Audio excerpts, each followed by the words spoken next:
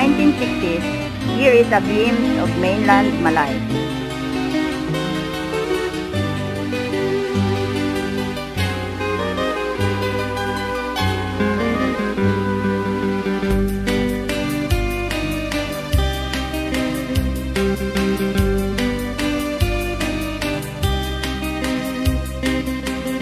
Main lawa of Tibungan of the Malay River that used to abound with crabs, shrimps, and various fishes.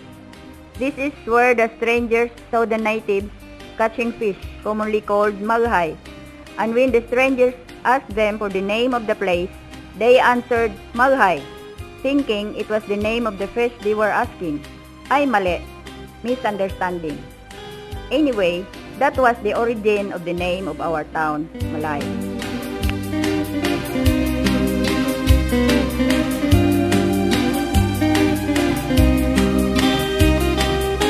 Top of Tagubod Hill, where the present Malay National High School is located, looking down at Boracay Island.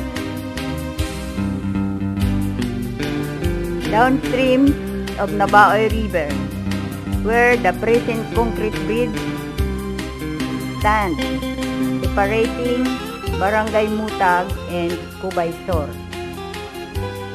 These pictures were taken by Mr. Hugo Aguirre, professional photographer in the 1950s.